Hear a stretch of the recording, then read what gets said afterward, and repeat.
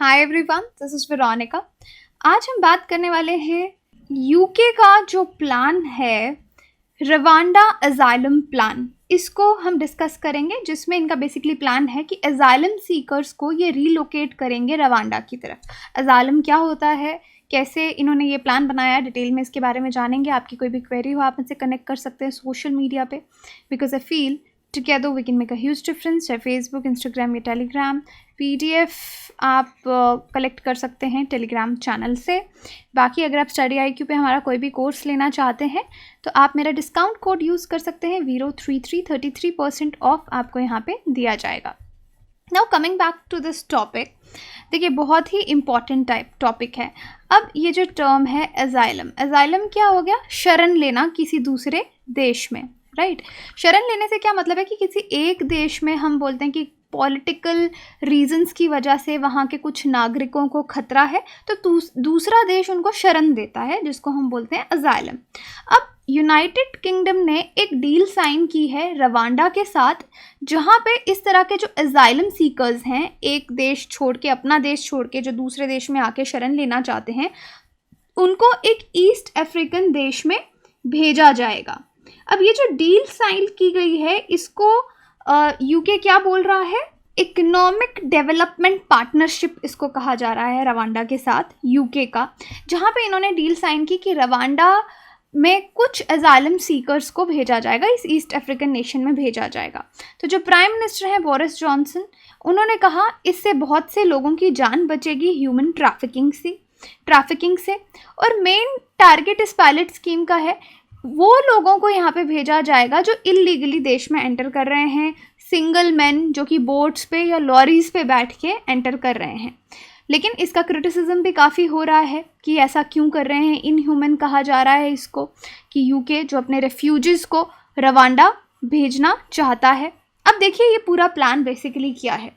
अब ब्रिटेन जो European union से यूके, अगर आपको पता हो, अलग हुआ है, तो इनका एक कहीं ना कहीं सबसे ज़्यादा बड़ा मकसद ये इमिग्रेशन को लेके भी था, ये अपनी खुद की पॉलिसीज़ बनाना चाहते थे। अब इस न्यू प्लान के अंदर भी कुछ ऐसा हो रहा है कि जो लोग ब्रिटेन में आएंगे ट्रक्स में बैठ के, बोट्स में बैठ के, उनको ऑलमोस्ट 6400 किलोमीटर्स दूर रवांडा भेजा जाएगा, और इनके अकॉर्डिंग उनके भलाई के लिए ऐसा किया जा रहा है। और फाइनली उनको अफ्रीकन नेशन में सेटलमेंट करने में पूरी हेल्प मिलेगी। यूके गवर्नमेंट का मानना है कि इस तरह के अजाइलम सीकर्स को 1 वे फ्लाइट्स के साथ रवांडा विद इन वीक्स जो है वो भेजा जाएगा। तो ये जो एक्शन है, इसने पूरा अजाइलम सिस्टम जो है उसको चेंज कर दिया। देख लीजिए, यहाँ पे यूके है एंड यहाँ पे आपका ये ईस्ट अफ्रीकन नेशन है रवांडा, ऑलमोस्ट 6500 किलोमीटर। यहाँ से इनको यहाँ पे भेजा जाएगा। यूजुअली यूके में लोग थ्रू फ्रांस एंटर करते हैं। तो इनका मानना है कि ये, यूके का मानना है, वर्ल्ड लीडिंग पार्टनरशिप है रवांडा के साथ में। यहाँ पे जो ग्लोबल माइग्रेशन का क्राइसिस है, ये उसको डील करना चाहते हैं। स्मगलर्स का जो बिजनेस मॉडल है उसको ख़त्म करना चाहते हैं। मिलिट्री जो ऑपरेशनल कमांड में लेगी, जो स्मॉल बोट क्रॉसिंग्स हो ही जा रही हैं, सिक्योरिटी चेक्स पे, अराइवल पे उन लोगों को चेक किया जाएगा। देश में नए अजाइलम रिसेप्शन सेंटर्स जो यूके में है वो बनाए जाएंगे, और जो भी लोग एलिजिबल लगेंगे वहाँ पे उनको ट्रांसफ़र किया जाएगा। तो इस तरीके से इनका ये नया प्लान इमिग्रेशन का आप देख सकते हैं। अब इसके लिए यूके ने क्या किया है, रवांडा की गवर्नमेंट को 120 मिलियन यूरोज़ जो हैं अपफ्रंट पेमेंट की है हाउसिंग के लिए। और माइग्रेंट्स को, ये हाउसिंग किसकी बात कर रहे हैं, जो लोग एज माइग्रेंट्स वहाँ पे जाएंगे उनकी हाउसिंग के लिए, कि उनको इस स्कीम का हिस्सा बनाया जाए। तो एटलीस्ट 5 सालों के लिए उन्होंने ये अपफ्रंट पेमेंट जो है वो रवांडा को की है। और यहाँ पे यूके गवर्नमेंट का मानना है कि वो पूरा ध्यान रख रहे हैं कि लोग प्रोटेक्टेड रहें, रिस्पेक्टेड रहें, एम्पावर्ड रहें, कि वो अपने आप को खुद जाके उस देश में सेटल कर सकें। तो रवांडा जाने का पूरा प्लान ये रहेगा कि जो भी इंग्लिश चैनल से लोग आ रहे हैं इलीगली, बॉर्डर फोर्स या नेवी उनको पकड़ेगी, उनका इनिशियल असेसमेंट किया जाएगा, देखा जाएगा कौन से लोग इलीगली वहाँ पे पहुँचे हैं, उनको कुछ देर तक डिटेन किया जाएगा। फिर उनको फ़्लाइट दी जाएगी कि आप रवांडा जाके वहाँ पे रहिए, वहाँ पे उनके लिए होटल जो भी रहने के इंतज़ाम होंगे, और फिर वहाँ से उनका रहने का प्रोसेस जो है वो शुरू किया जाएगा। अब या तो उनके पास 3 ऑप्शन है कि एक्सेप्ट कर लें कि हम एज अ रिफ्यूजी रवांडा में रहेंगे, या फिर से अपने देश में वापस चले जाएं, या फिर उनको किसी और देश में भेजा जाए। तो इस तरीके से रोड टू रवांडा, ये पूरा इमिग्रेशन प्लान आप देख सकते हैं। अब इस पूरे प्लान का मकसद क्या है, एम क्या है? अगर प्रीति पटेल कौन है? ब्रिटिश की होम सेक्रेटरी हैं, जिन्होंने रवांडा के फॉरेन मिनिस्टर के साथ ये डील पूरी साइन की उनकी प्रेजेंस में। अब इस प्लान का मकसद ये है कि जो ऑलरेडी एक ह्यूमैनिटेरियन क्राइसिस है, स्मगलर्स क्या करते हैं, इनका यूके गवर्नमेंट का क्या कहना है, लोगों से पैसे लेते हैं कि चलिए आपको यूके भेजा जाएगा, उनसे पैसे लेके उनको ह्यूमन ट्रैफिकिंग जो है वो इस तरीके से होती है। ये उस सिस्टम को रोकने के लिए ये सिस्टम, नया सिस्टम लाया जा रहा है, ताकि लोगों को, जो बाकी देश में सताए हुए लोग हैं, उनको कोई शरण देने के नाम पे एक्सप्लॉइट ना करे। तो ये बिजनेस मॉडल ट्रैफिकर्स का तोड़ना चाहते हैं, इलीगल माइग्रेशन को रोकना चाहते हैं, इसलिए ये सेफ और लीगल रूट्स इस तरह का यूके अपना रहा है, ऐसा यूके गवर्नमेंट का कहना है। अब इस स्कीम, ये जो पूरी स्कीम है, इसमें कितने पैसे लगेंगे? अब उन्होंने एग्जैक्ट कॉस्ट तो नहीं बताई है, बट आप मान लीजिए 20,000 से 30,000 यूरोज़ जो है हर माइग्रेंट पे खर्च होगा, जो कि रवांडा भेजा जाएगा। यूके गवर्नमेंट ने एग्जैक्ट फिगर बताने से मना किया है, लेकिन जो भी लोग इस चीज़ को, इस पॉलिसी को क्रिटिक्स हैं, इसको क्रिटिसाइज़ कर रहे हैं, उनका मानना है this is a total waste of money, इसमें पब्लिक का पैसा वेस्ट हो रहा है। यूके ऑलरेडी 5 मिलियन यूरोज़ हर दिन होटल्स पे खर्च रहा है। अगर आप कंपेयर करेंगे 120 euros million payment Rwanda government को जो दी जा रही है पहले 5 ईयर्स के लिए, वो फिजिबल लग रही है ऐसा। ये दूसरा रीज़न यूके गवर्नमेंट बोल रहा है कि ऑलरेडी तो हम वैसे ही बहुत इतना पैसा खर्च रहे हैं, तो इसमें वेस्टेज की बात नहीं है, this is a better way. अब कितने रेफ्यूजीज़ यूके में आते हैं via the English channel? Last year 28,000 लोग यूके में बोट्स में बैठ के आए, 8500 2020 में आए। और ये जो माइग्रेट्स हैं ये यूके में आते हैं नॉर्दर्न फ्रांस की तरफ से, ये उनका लॉन्चिंग पॉइंट रहता है, ट्रक्स में छिपके, फेरीज़ में छिपके आते हैं। पैंडेमिक में जैसे काफ़ी रूट्स आपके 2020 में बंद हो गए थे, तो ये स्मॉल बोट्स में जो ट्रैफिकर्स ऑर्गेनाइज करते थे उसमें बैठ के आते थे। कुछ लोग तो ट्रिप को सर्वाइव भी नहीं कर पाते थे, क्योंकि इतना ठंडा पानी होता था इंग्लिश चैनल का, उसमें डूब के काफ़ी लोग मर भी जाते थे। तो ये देखिए इंग्लिश चैनल बोट्स में कितने लोगों ने क्रॉस किया, यहाँ पे आप देख सकते हैं। Last November 27 people died after an inflatable boat carrying migrants bound for Britain capsize. तो काफ़ी लोग इस तरीके से उनकी डेथ भी हो जाती है, वो समय पे पहुंच भी नहीं पाते, डूब जाते हैं। अब यूके की कौन कौन सी सिटीज़, काफ़ी सारे एजाइलम सीकर्स वहाँ पे हैं, तो आप देख सकते हैं सबसे ज़्यादा ग्लासगो में, फिर बर्मिंघम में, Liverpool, Cardiff, Manchester, Bolton.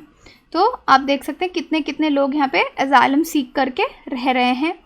4.6 million seeking refuge from Russia invasion. इस टाइम जो अब यूक्रेन का और रशिया का पूरा मसला चल रहा है, वहाँ से भी बहुत सारे रेफ्यूजीज़ जो हैं वो नेबरिंग कंट्रीज़ को क्रॉस करके जा रहे हैं।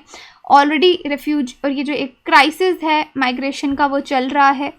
अब नेक्स्ट बात आती है कि इस स्कीम को यूके गवर्नमेंट ने, मैंने उनके आपको सारे रीजंस बता दिए कि वो क्यों ये स्कीम लेके आए, क्या कर रहे हैं इस स्कीम के लिए, लेकिन अब इसको क्रिटिसाइज़ क्यों किया जा रहा है? बहुत सारे एक्टिविस्ट हैं जो रेफ्यूजीज़ के लिए काम करते हैं, ह्यूमन राइट्स के लिए काम करते हैं, वो इसको बहुत ज़्यादा अपोज कर रहे हैं, क्योंकि उनका मानना है इस तरह से रेफ्यूजीज़ को, एजाइलम सीकर्स को थर्ड कंट्री में भेजना बिना किसी सेफ गार्ड के, सफिशेंट सेफ गार्ड के, आप यहाँ पे ह्यूमन राइट्स का वायलेशन कर रहे हैं।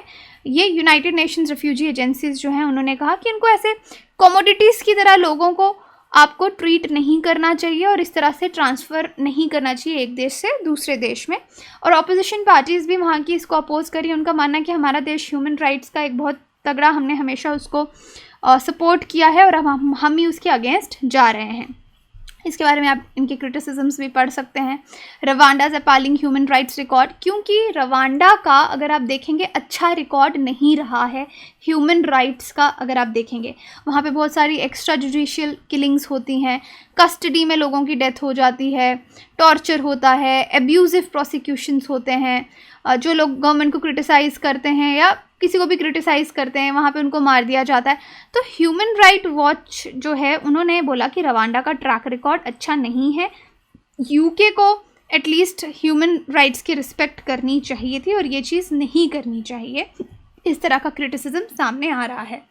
एक समय था जो लोग यूके के, उन्होंने अपने पूरे दिल से वो यूक्रेनियंस का स्वागत कर रहे थे कि ठीक है आप यहाँ पे रेफ्यूज लीजिए। लेकिन अब जो लोग क्रिटिसाइज़ कर रहे हैं कि यूके बहुत ही क्रूएल तरीके से रेफ्यूजीज को ट्रीट करने वाला है इस प्लान के अंदर, और ये प्लान उनको बहुत ही ज़्यादा अनवर्केबल लग रहा है कि ये काम नहीं करेगा। जैसे पहले न्यूज़ आई थी UK opens more welcome hubs for Ukrainian refugees, लेकिन अब ये प्लान ने तो ऑलमोस्ट सब कुछ चेंज ही कर दिया। तो जहाँ तक एजाइलम सीकिंग की बात है कि शरण लेने किसी दूसरे देश में जाके, क्या बाकी देश भी ऐसा कुछ करते हैं? तो यहाँ पे मैं कुछ देश मेंशन करना चाहूँगी कि बहुत सारी और देश हैं, जैसे ऑस्ट्रेलिया हो गया, इजराइल हो गया, डेनमार्क हो गया, जो कि उनके देश में जो शरणार्थी आते हैं, शरण लेने आते हैं, उनको किसी थर्ड कंट्री में भेज दिया जाता है। ऑस्ट्रेलिया की बात करें, ऑफशोर डिटेंशन सेंटर्स इन्होंने 2001 में क्रिएट किए। 2013 में इमिग्रेशन लॉ जो है रीसेटलमेंट वीज़ाज़ का, इन्होंने काफ़ी उसको मुश्किल बना दिया। बॉर्डर फोर्स जो है 4000 लोगों को रिलोकेट किया गया है आज तक 2012 से 2019 के बीच में। ये ऑस्ट्रेलिया की बात थी। इजराइल भी इसी तरीके से जब बहुत ज़्यादा माइग्रेशन होने लगी, असाइलम सीकर्स आने लगे, इलीगल इमिग्रेंट्स आने लगे, स्पेशली आपकी सूडान से, एरिट्रिया से, तो थर्ड कंट्री से इजराइल भी डील साइन करने लग गया और असाइलम लोगों को रिजेक्ट करने लग गया। उनको या तो ऑप्शन दिया गया कि अपनी होम कंट्री चले जाओ, या फिर आपको प्लेन की टिकट दी जाएगी, $3500 दिए जाएंगे, आप थर्ड कंट्रीज़ में जाके वहाँ पे रहो, and they face the threat of arrest if they choose to remain in Israel. और अगर इजराइल की मर्ज़ी के बिना वो इजराइल में रहेंगे तो उनको अरेस्ट भी किया जा सकता है। डेनमार्क की बात करें तो डैनिश गवर्नमेंट भी इस चीज़ को लेकर बिल्कुल शर्माती नहीं है। ज़ीरो रेफ्यूजी पॉलिसी है उनकी कि उनको कोई भी बाहर के लोग नहीं चाहिए। लास्ट जून में लेजिस्लेशन भी पास किया जिससे असाइलम सीकर्स वहाँ पे नहीं आ सकते। इनफैक्ट उनको थर्ड कंट्रीज़ में आउटसाइड यूरोपियन यूनियन भेजा जाएगा जैसे जैसे उनका केस प्रोसेस किया जाएगा। तो आप देख सकते हैं और भी देश हैं, और अब यूके भी उनमें से एक बन गया जो थर्ड कंट्री में अपने रेफ्यूजीज़ को भेजेगा।